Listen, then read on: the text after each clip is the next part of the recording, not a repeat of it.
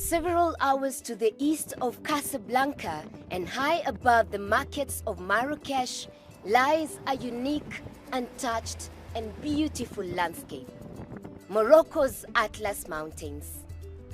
They stretch more than 1,600 miles from the Atlantic Ocean all the way to Tunisia's Mediterranean coast. North of the mountains to the seas, there are rolling hills and lush farmland. To the south, Africa's vast Sahara Desert begins. There are several parallel ranges in the Atlas, but these snow-capped peaks, part of Morocco's high Atlas, are among Africa's tallest. This one, Mount Toubkal, rises to over 4,100 meters, more than 2.5 miles high. It's one of the tallest on the continent. The local residents here, the Amazigh or the Berbers, are the original inhabitants of North Africa. Of Morocco's 33 million residents, at least 1/3 speak a dialect of Tamazight, the Berbers' unique language. Like Arab Moroccans, most Berbers are Muslim, but their identity and heritage, from art to clothing to music, is unique. For the Berbers of Morocco's high Atlas, life in the mountains has always been about survival. Even far below the summits, winter times on these mountains can be extremely cold. There are few roads here. Most Berbers use mules to navigate the steep inclines.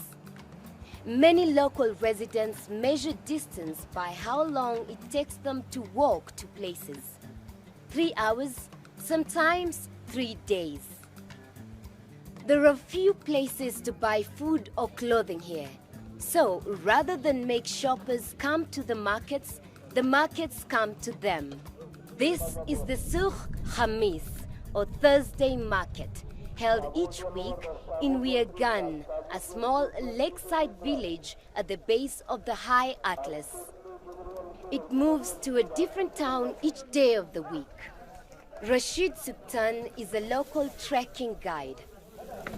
He comes here to buy fruits and vegetables. Because normally every week there is a market, which is a souk. And then every day, so they move from the village to other village, from the town to the other town. It's not exactly Africa's most bustling market, but in this town, home to just dozens of families, the souk is one of the most important cultural events of the week. Each Thursday, vendors come early. They hoist their tents, set up makeshift stalls, and haul their wares out onto the muddy square. There's nothing you can't get here. Tangerines, winter coats, even second-hand shoes. This man, Abdallah, rode his trusty mule from a village over 5 kilometers away to sell salt.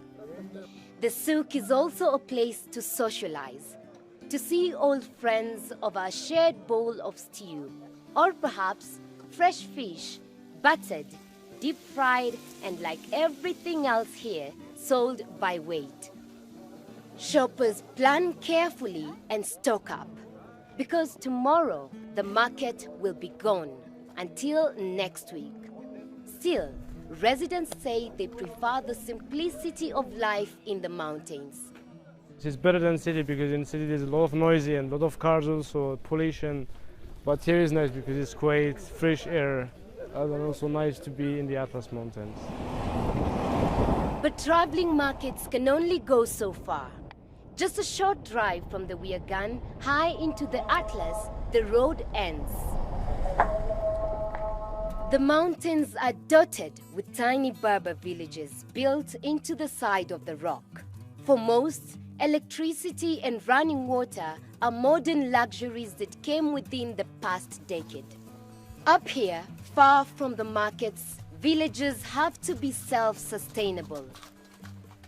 They grow their own food, raise sheep, And in this community, women weave carpets with modern designs that tell an age-old story of the Berber heritage in Morocco. 48-year-old Fatima Amehan has been making carpets by hand since she was just a young girl. It's an art. The best carpets in the world can be found in Morocco. Our grandmothers were making carpets before us. Carpets are still carpets, but we're trying to make them better than our families did in the past. Making carpets in the high atlas hasn't changed much over the years. A base layer of string is tied to a large wooden loom. Women use wool from local sheep. Inside, they start to weave. First, some yarn. Then tie a layer of cotton cloth strips. Pack it down with a heavy comb and repeat. The white can later be colored with vegetable dyes. The women weave at least 4 hours a day. It can take 4 women 10 days to make one medium-sized carpet. But Fatma says doing it the old way, by hand, is the best way.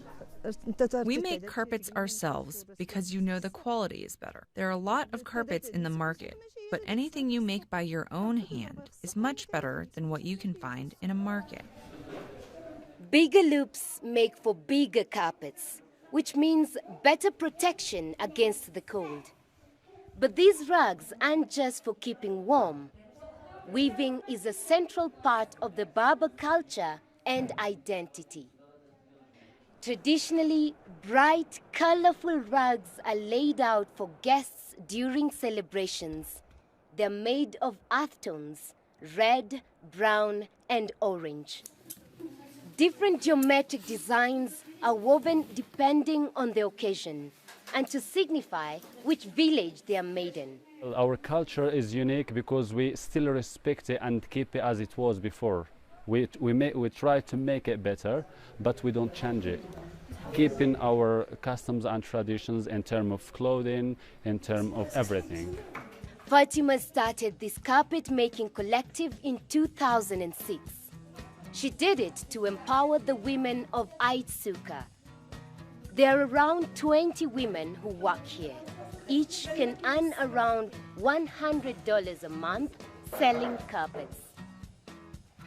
Saida Ait Hissi thinks sewing machines could help them make carpets faster and, of course, earn more money. I'm thinking about the future.